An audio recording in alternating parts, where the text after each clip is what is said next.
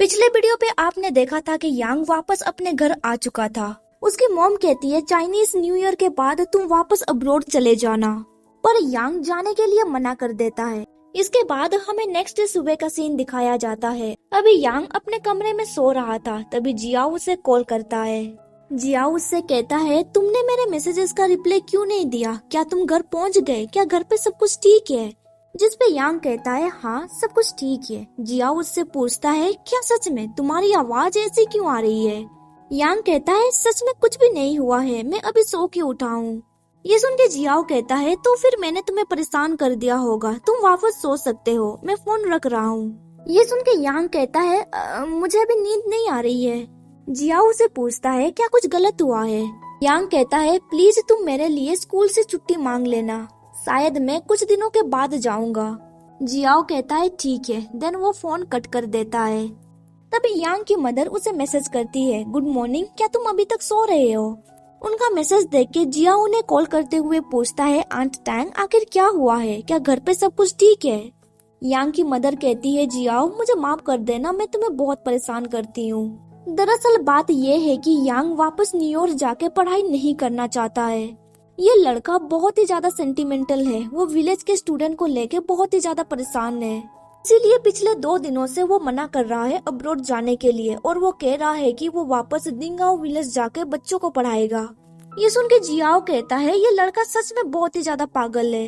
यांग की मदर कहती है 2 सालों के बाद फाइनली उसे उस स्कूल में एडमिशन मिल रहा है। मुझे और उसके पिता को डर है कहीं उसे रिग्रेट फील ना हो, इसीलिए प्लीज क्या तुम उसे कुछ एडवाइस दे सकते हो? जियाओ कहता है आंट टैंग मैं समझ गया। फोन कट करने के बाद जियाओ अलमारी के ऊपर से अपना सूटकेस उतारने लगता है। यहाँ पे ये सीन कट होता है। इसके बाद हमें सुबह का सीन दिखाया जाता है। अभी जियाओ स्कूल में मौजूद था। अभी वो सीनियर टीचर से बातचीत कर रहा था। सीनियर टीचर कहती है तुम टीचर जियांग और खुद के लिए छुट्टी मांग रहे हो ना, तो फिर आज तुम्हें एक के बाद एक क्लास पढ़ाना होगा। जियाओ कहता है हाँ मैं समझ गया, कल और परसों की क्लास मुझे आज ही करना होगा। इसके बाद सीन शिफ्ट होता है ऊचेन सिटी के ऊपर। अभी यांग लू के साथ एक रेस्टोरेंट में बैठा हुआ था। लू से पूछता है तुम $2000 लेके क्या करने वाले हो? यांग कहता है मैं प्लेन का टिकट बुक करके वापस नॉर्थ ईस्ट चाइना जाना चाहता हूँ, मैं तुम्हें परसों ये पैसे दे दूंगा जब मुझे सैलरी मिल जाएगी। ये सुन के लू कहता है क्या सच में ब्रदर तुम ऊचेन सिटी में पले पड़े हो? हाँ, आखिर तुम अपने रूट्स को कैसे भूल सकते हो? ये सुन के यांग गुस्से से कहता है वो तुम ही थे ना जिसने मुझे डराया था, ये कह के कि अगर मैं रिस्पॉन्सिबिलिटी नहीं लूंगा तो फिर कौन लेगा? लू कहता है तुम्हारे एटीट्यूड को देख के मैं तुम्हें आखिरी बार पूछ रहा हूँ, क्या तुम सच में अब्रोड नहीं जाना चाहते हो? तुम्हें अपना फेवरेट सब्जेक्ट मेजर में मिल रहा है, ये तुम्हारे लिए एक अच्छा अपॉर्चुनिटी है, तुम्हें स्टूपिड नहीं बनना चाहिए। क्या तुम उसे इतना पसंद करते हो? जिस पे यांग कोई भी रिप्लाई नहीं देता है। इसके बाद हमें रेस्टोरेंट के बाहर एक पर्सन को दिखाया जाता है। वो पर्सन किसी को कॉल करते हुए बताता है डैड क्या आप गेस कर सकते हैं आज मैंने किसे देखा? उसका डैड इस क्वेश्चन का आंसर देता है। वो पर्सन कहता है हाँ आपने सही कहा, लाओ जियांग का बेटा वापस ऊचेन सिटी आ चुका है। इसके बाद हमें रात का सीन दिखाया जाता है। अभी यांग अपने कमरे में था। अभी वो अब्रोड यूनिवर्सिटी का एप्लीकेशन फॉर्म को देख रहा था। वो बहुत ही ज्यादा परेशान होने लगता है। उसे समझ में नहीं आ रहा होता है आखिर उसे क्या करना चाहिए। कुछ देर के बाद वो कमरे से बाहर निकल के बालकनी की ओर जाता है। आसमान को देखते हुए वो सोचने लगता है यहाँ पे बहुत ही कम स्टार है विलेज के मुकाबले। तभी उसकी नजर सामने पड़ती है। वो देखता है कि जियाओ वहाँ पे पहुंच चुका था। उसे देख के वो बहुत ही ज्यादा इमोशनल हो जाता है। जियाओ उसे कहता है तुम्हें रोना नहीं चाहिए। यांग तुरंत अपना जैकेट पहन के घर से बाहर निकलता है। जियाओ को देख के वो तुरंत उसे हक कर लेता है और उससे पूछता है तुम यहाँ पे क्या कर रहे हो? जियाओ कहता है तुम फोन में ठीक से बात नहीं कर रहे थे, इसीलिए तुम्हें देखने के लिए मैं वाला कैसे ना आता। यांग उसे पिंच करते हुए कहता है क्या मैं कोई सपना देख रहा हूँ? जियाओ कहता है तुम्हें खुद को पिंच करना चाहिए। यांग उसे कहता है प्लीज मुझे तुम्हारे साथ गाँव ले चलो। जिस पे जियाओ उसे पूछता है क्या आंट टैंग के साथ तुम्हारा कोई झगड़ा हुआ है? यांग कहता है वो बात।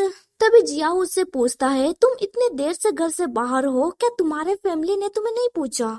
यांग कहता है मैंने उनसे कहा है कि मैं लू के घर पे जा रहा हूँ। जियाओ कहता है तुमने ये क्यों नहीं बताया कि मैं यहाँ था? जिस पे यांग कहता है मैं तुम्हारे साथ कुछ देर अकेला रहना चाहता हूँ। ये सुन के जियाओ उसके सर पे पेट करते हुए कहता है ठीक है, मुझे भी तुमसे कुछ बात करनी थी। कुछ देर के बाद हमें दिखाया जाता है वो दोनों कहीं कार में जा रहे होते हैं। जियाओ उससे पूछता है तुमने कार क्यों निकाली।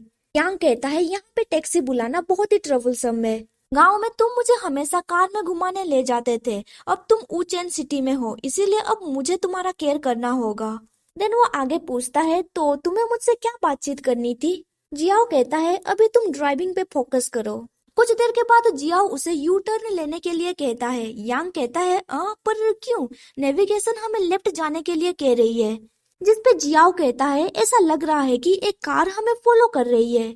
यांग कार को लेफ्ट घुमाता है और उसके पीछे जो कार थी वो वापस सीधी चली जाती है। इसीलिए यांग कहता है लगता है तुम्हें कोई मिसअंडरस्टैंडिंग हो रही है, शायद हम दोनों के रास्ते सेम ही होंगे। जियाओ कहता है अच्छा होगा कि ऐसा ही हो। कुछ देर के बाद हमें दिखाया जाता है कि वो दोनों रेस्टोरेंट पे पहुंच चुके थे।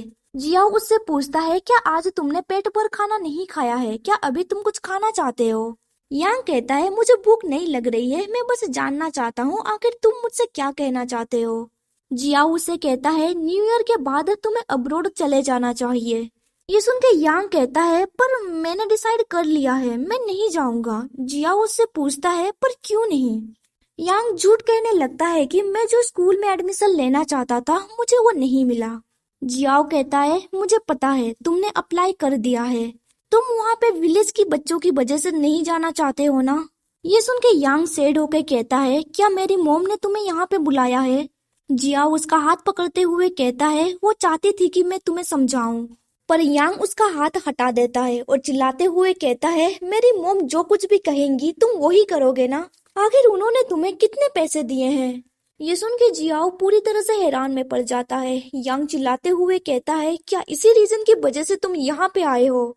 मैं तुम्हें सच बताता हूँ, मैं अब्रोड क्यों नहीं जाना चाहता हूँ, ये जानने के बाद तुम ये भी उन्हें रिपोर्ट कर देना। जियाओ कहता है यांग मेरी बात, पर यांग उसकी बात बिल्कुल भी नहीं सुनता है। वो चिल्लाते हुए कहता है इसकी वजह यह है कि मैं डरता हूँ जब मैं वापस आ जाऊंगा तब तुम 30 साल के हो चुके होगे और तब तक तुम्हारे बच्चे बीवी भी हो गए होंगे। मैं इसे बिल्कुल भी एक्सेप्ट नहीं कर सकता, अब तुम जाके उन्हें इसके बारे में बता दो। जियाओ उसका हाथ पकड़ते हुए कहता है ये तुम क्या कह रहे हो, किसने कहा कि मैं इस रीजन की वजह से यहाँ पे आया हूँ। यांग अपना हाथ छुड़ाते हुए कहता है तो फिर तुम किस रीजन की वजह से यहाँ पे आए हो। यांग अपना हाथ छुड़ाने की कोशिश कर रहा होता है। वो जियाओ को धक्का देते हुए कहता है शायद तुम बहुत अच्छे हो सबके लिए, पर तुम मेरे लिए कुछ ज्यादा ही अच्छे हो। देन वो आगे कहता है मैं तुम्हारा ब्रदर बन के नहीं रहना चाहता हूँ, ना ही मैं तुम्हारा एक ऑर्डिनरी फ्रेंड बनना चाहता हूँ। अगर तुम मुझ पे इंटरेस्टेड नहीं हो तो फिर मुझे गलत फहमी होने मत दो। ये सुन के जियाओ अपना चश्मा उतार के नीचे फेंक देता है और उसे सडनली किस करने लगता है, जिससे यांग भी बहुत ही ज्यादा हैरान में पड़ गया था। जियाओ उसे कहता है मेरे पास इतना समय नहीं है कि मैं एक ऑर्डिनरी फ्रेंड के लिए इतना दूर ट्रैवल करूं। 5 या 10 साल के बाद भी मेरी कोई वाइफ या फिर कोई बच्चा नहीं रहेगा। यांग मैं ऊचान सिटी सिर्फ तुम्हारी वजह से आया हूँ। देन वो आगे कहता है मैं तुम्हारे लिए बहुत परेशान था, मैंने तुम्हें मिस किया, मैं तुम्हें देखना चाहता था, क्या तुम समझ पा रहे हो। यांग अभी भी बहुत ही ज्यादा शौक में था। वो कहता है मैं नहीं समझा, प्लीज मुझे क्लियरली एक्सप्लेन करो। जियाओ उसके करीब जाते हुए कहता है ना ही ब्रदर ना ही फ्रेंड, मैं तुम्हें पसंद करता हूँ ठीक वैसे ही जैसे तुम किसी लवर को पसंद करते हो। यहाँ पे ये चैप्टर खत्म हो जाता है। वीडियो पसंद आया तो लाइक कर दीजिए और आगे का स्टोरी जानने के लिए मेरे चैनल को सब्सक्राइब कर दीजिए और साथ ही बेल नोटिफिकेशन ऑन कर दीजिए ताकि आपको मेरा हर वीडियो का नोटिफिकेशन मिल सके। Thank you for watching my videos.